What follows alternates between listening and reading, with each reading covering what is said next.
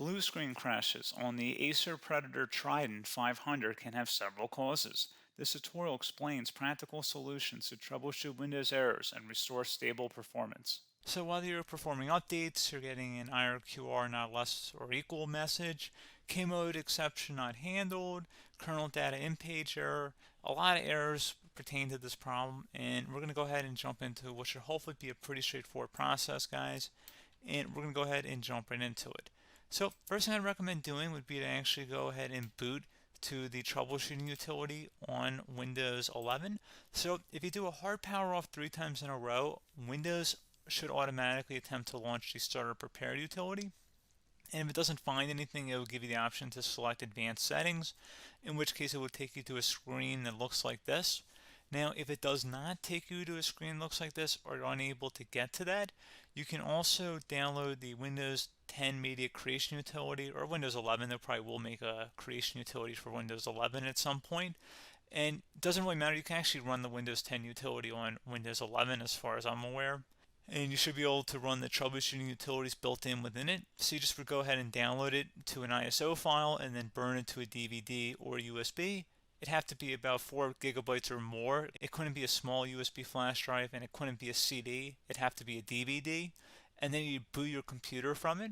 So depending on the computer manufacturer, you'd have to tap a different key on your keyboard in order to launch that menu, in order to select what boot drive you want to go off of. So it could be anything between the escape key, F2, F8, F12, for example, and those are the function keys on the top of your keyboard.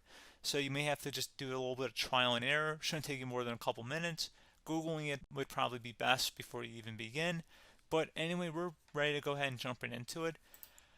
So we're on the choose an option page. So these will look very similar whether you're booting from it directly within Windows itself, or if you're plugged in a USB flash drive with the media creation utility installed and you selected the recovery option. So when you are setting up your Windows 11 installation or Windows 10, depending on the drive you're using, there should be an option to repair your computer in the bottom left corner of the dialog window, one of the first screens that comes up. You go ahead and select that, and then it would take you to a troubleshooting screen like you see here. And you want to go ahead and select troubleshoot, reset your PC, or see advanced options. And then there are going to be a whole bunch of options in here that we're going to explore in today's video. The first one, we're going to actually go underneath advanced options and then select startup prepare, fix problems that keep Windows from loading. So go ahead and select that first.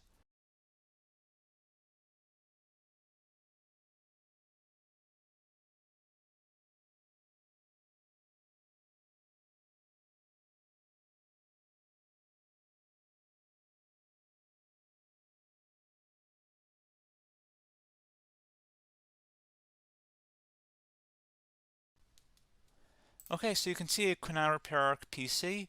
That was our first option we could try. Something else, if we go back into advanced options here and then select troubleshoot, we're going to go underneath advanced options again.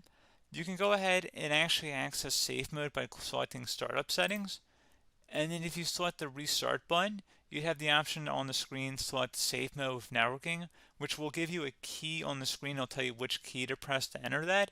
I believe it's the F7 key. It'll do that for you. I'm not going to go over that in today's tutorial because I don't really want to go into safe mode, but you're more than welcome to attempt that by going into here and then selecting restart. Again, it'll launch another screen. It'll say what key do you want to press, and it'll give you like 7 or 8 different options, and you want to select safe mode with networking. There's also an option for a command prompt too, but that's going to be something we're going to cover later in this video, and we don't even have to go through that in order to access it. So that's why I'm not going to really push for that, because unless you know exactly what's causing the problem, you probably don't need to go into safe mode. Unless you're trying to recover files, in which case then you definitely can go into safe mode, but we're trying to actually recover our computer here. So I hope that makes sense. Something else we can also try here as well would be to uninstall updates, remove recently installed quality or feature updates from Windows. So if you go ahead and select that, you can uninstall the latest quality updates, which generally is the more day-to-day updates. Feature updates are the less regularly released ones, like the big ones. I would equate it to service packs in like Windows 7 and Windows Vista and Windows XP. So larger updates that occur once or twice a year at most. And the quality updates are more just a regular update. So probably obviously depend. It'll take longer if you're going to try and uninstall the latest feature update versus quality update, and maybe you don't need to go back that far. So just giving you guys a couple of pointers with that. Something else you can also look at here, and we're going to jump into the command prompt in a little bit, but you can select System Restore, which will use a restore point recorded on your PC to restore Windows. And this is something I would highly recommend here, guys. So select Next. Assuming you have a restore point saved on your computer, you go ahead and select the most recently created one, and you'll select Next, and then you'll select the drive. You shouldn't actually have to select the drive. You can scan for affected programs, but we're going to keep it all default here, and then we're going to select Finish. So once started, System Restore cannot be interrupted. Do you want to continue? I think we're going to select yes. I don't think we have anything better to do on our computer right now, so just give it a moment here to initialize. It will take a couple minutes to run, obviously depending on how large your hard drive is and how much is saved on the System Restore point. So just give it a couple minutes here.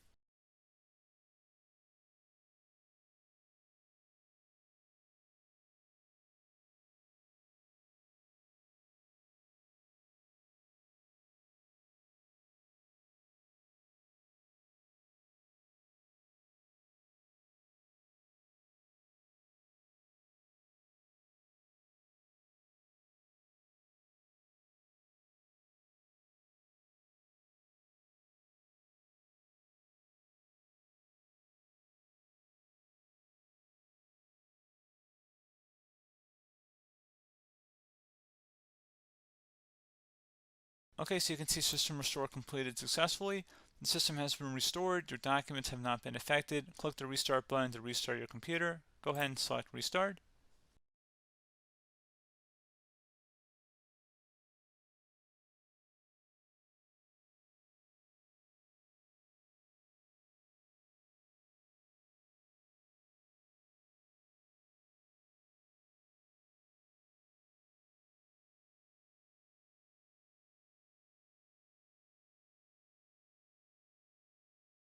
Okay, so you can see the system has been restored successfully.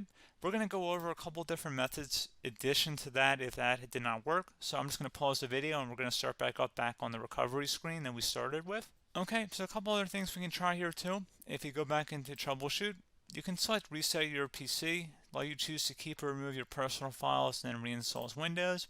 You can select to keep my files, which will remove apps and settings but keeps your personal files. You can also select remove everything, which will remove all of your personal files, apps, and settings. So this is more of a factory reset, the second option here. First option, it should not delete all of your personal files. However, it will pretty much clear most of your programs. And keep in mind, there's no guarantee that your information, number one, is even still available and easily recoverable on your computer to the point that you actually would be able to recover anything. And the second point is that there's always a chance that it won't actually recover and it will just do a factory reset anyway. So there's no guarantee that actually would keep your files anyway. So I would recommend trying to get a recovery tool and backing that up first before selecting it anyway. But again, those are a couple of different options. And then something else you can try here if you go back to the choose an option. Another option, if you go underneath choose an option and select troubleshoot, advanced options, and now select where it says command prompt. Okay, so the first thing we should do is type our main hard drive here. In most cases, it should be the C drive. So you just do a C colon and then hit enter on your keyboard. So once you're underneath the C drive, we're going to type in dir and then hit enter on your keyboard. It should have program files, users, and Windows all in there. That's how you know you're in the right directory.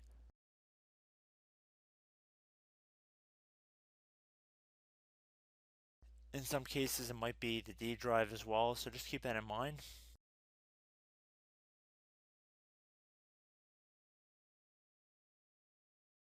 Next thing we're going to do is type in cd space / Windows / system 32 / config,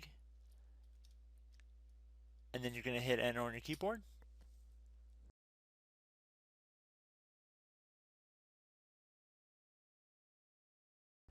So now you're going to type md space backup.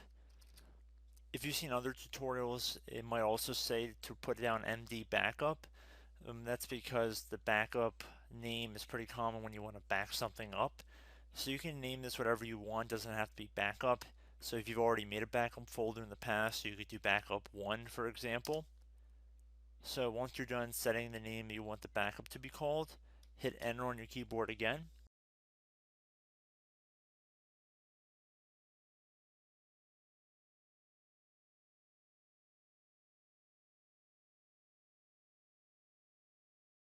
At this point you want to type copy, C-O-P-Y, space, then you want to do the star symbol above the 8 key, then do a period or a dot, whatever you want to call it, then another star sign, and then another space, and then type backup, and then hit enter on your keyboard.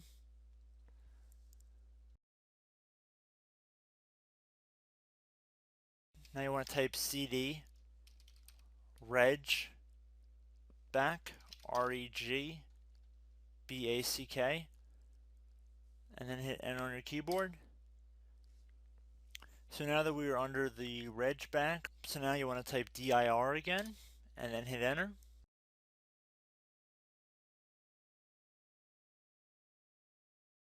So now at this point we're going to type copy again. So copy, space, star sign,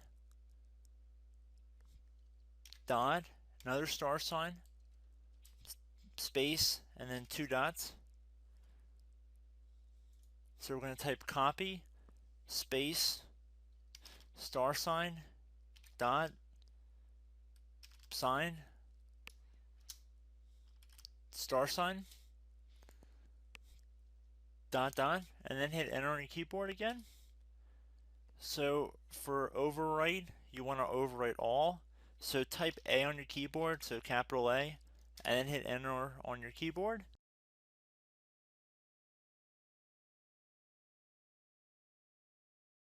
So at this point you should be good to go. You can close out of the command prompt window, and if you accidentally continue to Windows 10 you should be all set.